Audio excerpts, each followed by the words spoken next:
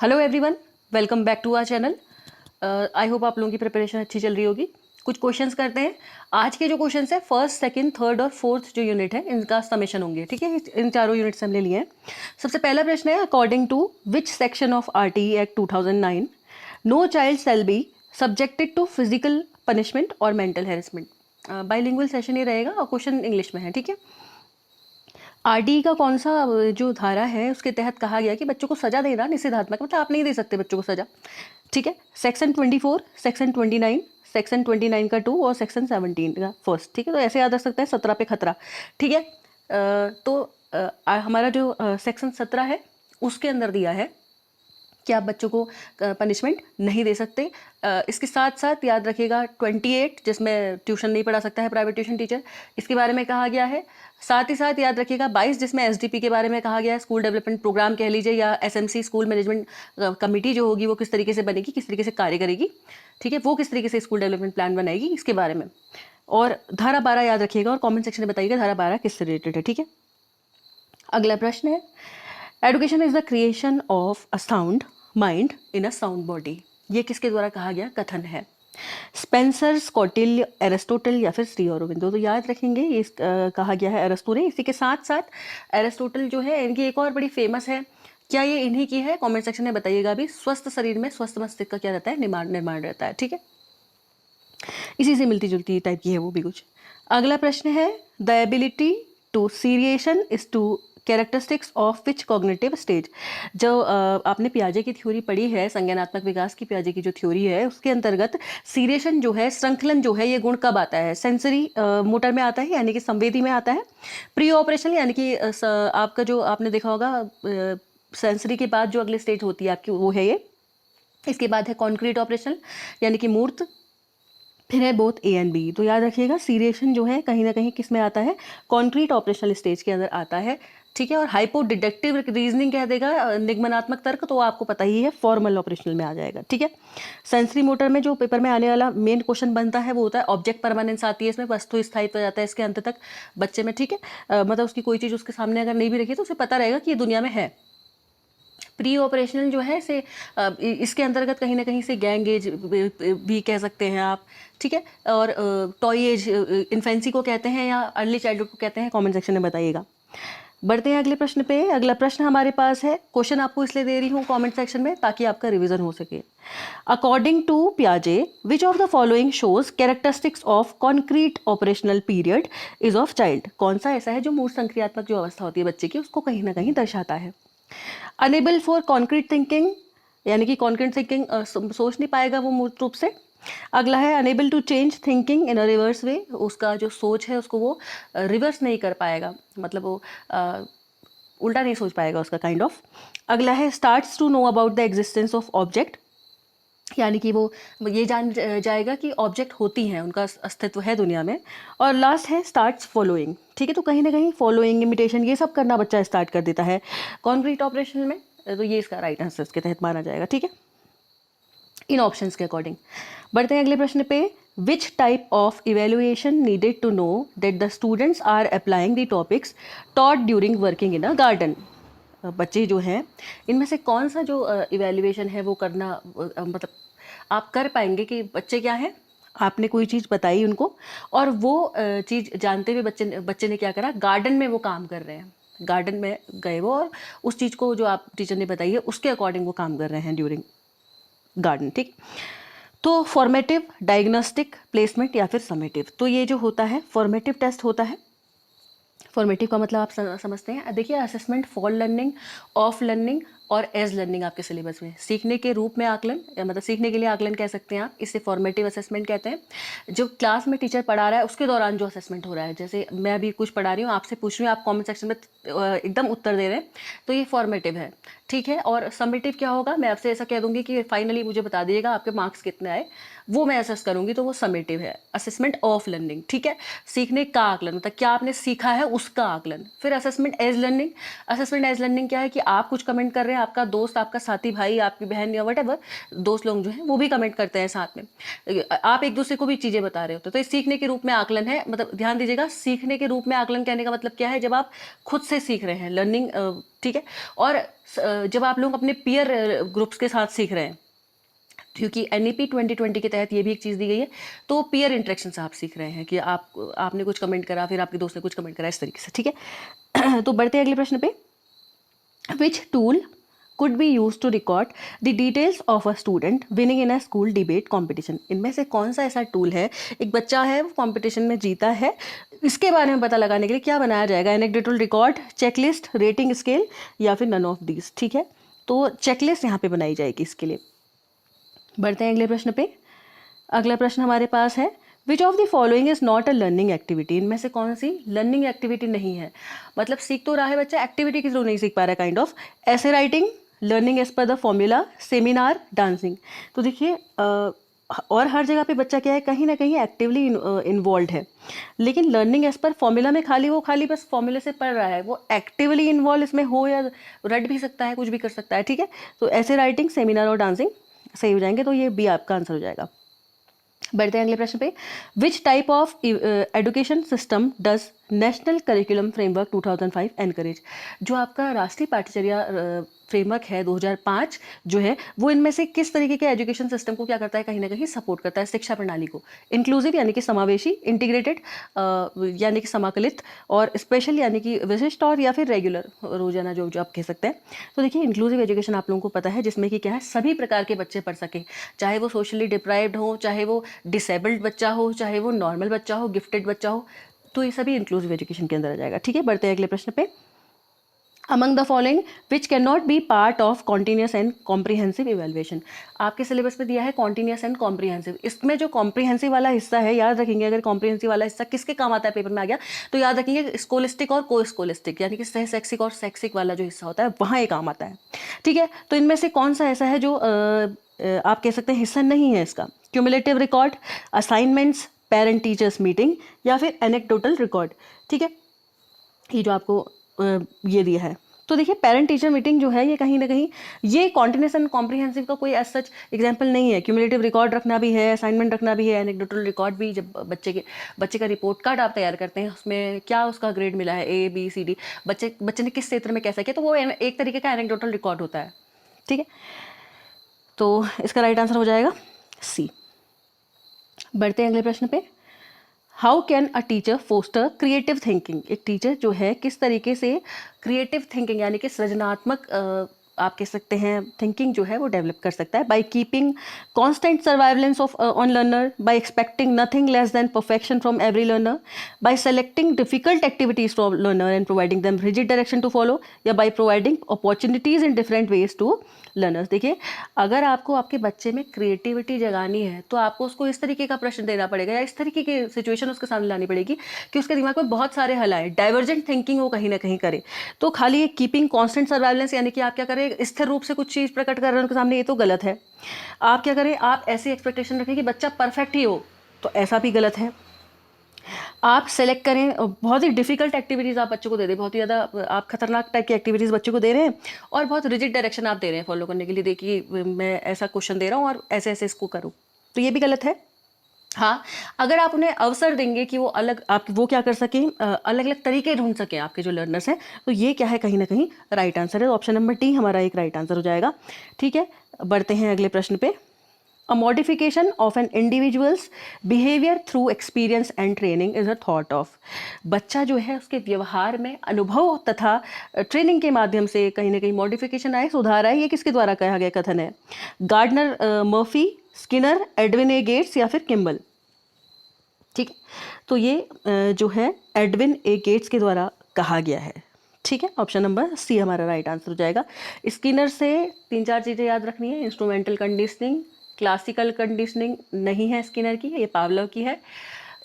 Skinner की है operant conditioning, इसे हम RS थ्योरी भी कहते हैं। इन्होंने रीइंफोर्समेंट के बारे में बात करी है, लेकिन रीइंफोर्समेंट की थ्योरी इनकी नहीं है, वो है हल की, ठीक है। तो कुछ कुछ चीज़ें हमें याद रखनी है पेपर के लिए।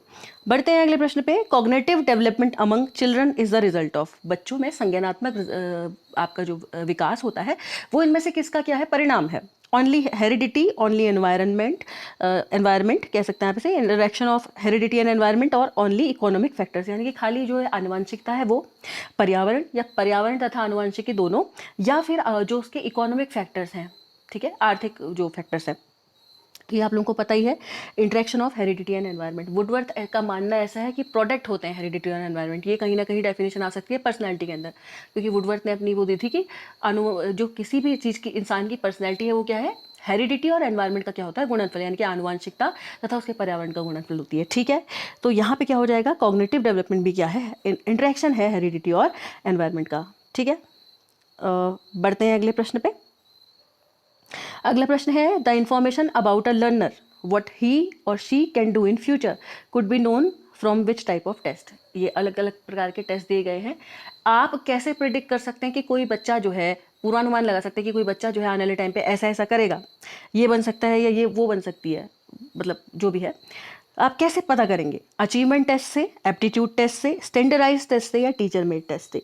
ठीक है, तो ये हमसे पूछा गया है इसमें, तो याद रखिएगा एप्टीट्यूड टेस्ट से आप पता कर सकते हैं कि कोई बच्चा जो है वो फ्यूचर में क्या क्या, क्योंकि एप्टीट्यूड टेस्ट जो है कहीं ना कहीं इंटरेस्ट, मतलब बच्चा क्या है, उसका इंटरेस्ट क्या है, वो किस तरीके से वो अपने इंटरेस्ट के अकॉर्डिंग फिर कार्य कर रहा है, वो उससे पता चलता है। ठीक है, अभियोगिता जो है, याद रखिएगा आपके सिलेबस में एप्टीट्यूड के बारे में तो है ही है, एटीट्यूड एंड एप्टीट्यूड है, साथ ही साथ टीचर मेड टेस्ट और स्टैंडर्डाइज टेस्ट भी दिया गया है। याद रखिएगा टीचर मेड टेस्ट को कहते हैं नॉन स्टैंडर्डाइज टेस्ट, और क्योंकि टीचर मेड टेस्ट क्या है, टीचर क्लास में बना रहा है, क्लास के अंदर उसने असेस किया, अपने मन से कुछ भी बना के दे दिया, मतलब एक शॉर्टर चीज है वो। और अगर स्टैंडर्डाइज टेस्ट की मैंने बात करूँ तो एक ब्रॉडर वे में है, क्यों, क्योंकि कोई पर्टिकुलर संस्था उसको बना रही होती है, जैसे कि आपका ये जो एग्जाम है इसको आप यूके ट्रिपल एस सी बना रहा है, पर्टिकुलरली एक संस्था है कहीं ना कहीं, और आपका केवीएस का जो एग्जाम होता है, केवीएस के जो है पूरा केवीएस के लिए एक पर्टिकुलरली ऑर्गेनाइजेशन है, जैसे सीबीएसई वगैरह जो है, इससे रिलेटेड चीज़ें हैं, ये सब काम करती हैं उन पे, है ना। तो इसी तरीके से आपको ध्यान देना है कि इस स्टैंडर्ड टेस्ट का मतलब ये है,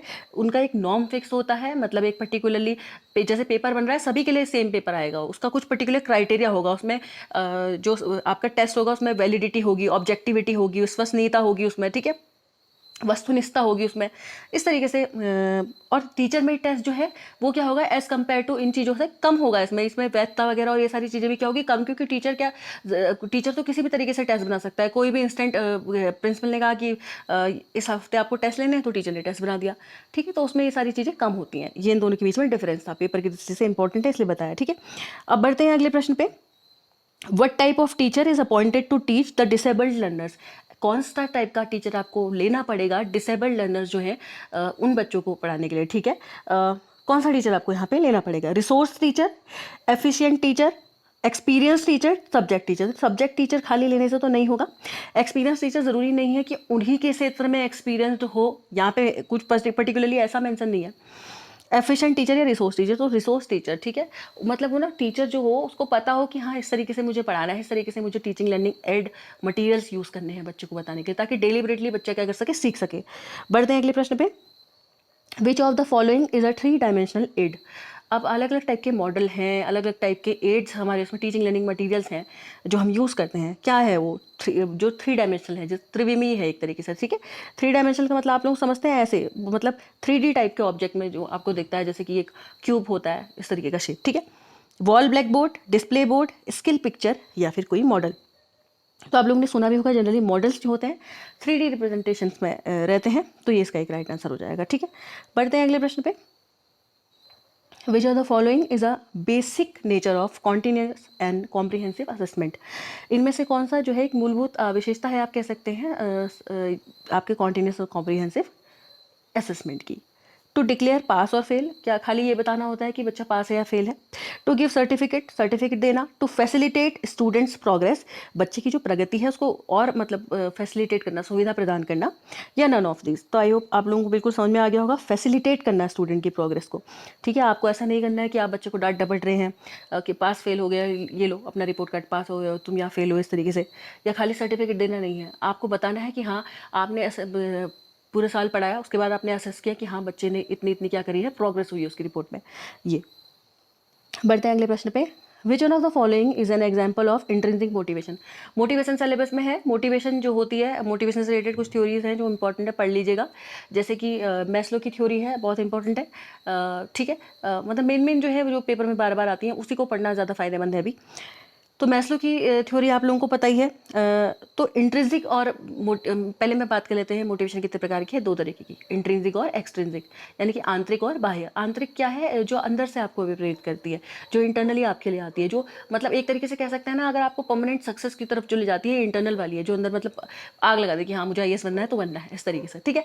और एक्सटर्नल क्या है, खाली आप दूसरे से मोटिवेट हो रहे हैं, कि आपने देखा सामने एक इंसान पढ़ रहा है तो उससे आप एफिलिएट हो रहे हैं बहुत, कि हाँ मुझे भी पढ़ना चाहिए, मोटिवेट हो रहे हैं, इंस्पायर हो रहे हैं।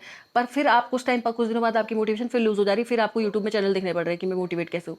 तो ये नहीं है, मतलब इंटरनली जब आपके खुद के अंदर से आएगा वो है इंटरनल इंट्रिंसिक मोटिवेशन, और एक्सट्रिंसिक आप लोग समझ गए होंगे आई होप, ठीक है। इससे पिछले बार एक LT में क्वेश्चन भी आया था, एक्वायर्ड मोटिव होते हैं और एक होते हैं आपके नेचुरल मोटिव। तो याद रखिएगा, एक्वायर्ड मोटिव ये होते हैं जो हम आसपास अपने पर्यावरण या फिर संगति की वजह से सीख रहे होते हैं, जैसे कंपटीशन है, ये हमारा एक्वायर्ड मोटिव है कहीं ना कहीं। और अगर मैं बात करूँ जो रियल मेरे पास होंगे ही होंगे, जो हमारे पास हम लोगों में होते ही होते हैं, वो क्या है, भूख प्यास नींद ये सब, ठीक है, ये सारे हमारे क्या है जो हमें होते हैं जनरली, ठीक है, वो एक्वायर्ड नहीं होते हैं, हमने ग्रहित नहीं किए होते हैं।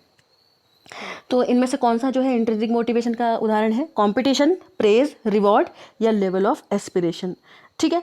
तो देखिए इसमें से कंपटीशन जो है ये तो एक्वायर्ड मोटिव है, प्रेज जो है ये भी आप खाली मतलब बाहर से एफिलेट हो रहे हैं, रिवॉर्ड भी बाहर से अभी प्रेरित करेगा, लेकिन लेवल ऑफ एस्पिरेशन जो है वो आपको अंदर तक ले जाएगा कि हाँ मुझे कुछ बनना है, मुझे कुछ करना है, जिसकी वजह से आप लोग सभी LT के लिए पढ़ रहे हैं और सफलता को शायद प्राप्त करें, वो क्या है, इंट्रिंसिक मोटिवेशन है, ठीक है, याद रखिएगा। और कुछ ऐसे भी हैं कॉम्पिटिशन में जो अभी खाली बाहर बाहर से पढ़ रहे हैं, उनको ऐसा लग रहा है हाँ यार हाँ हो जाएगा तो अच्छा है, ये वो, तो वो एक्सट्रिंसिकली मोटिवेटेड है, अभी वो उतनी ज़्यादा मेहनत रिजल्ट में नहीं कर पा रहे होंगे, ठीक है।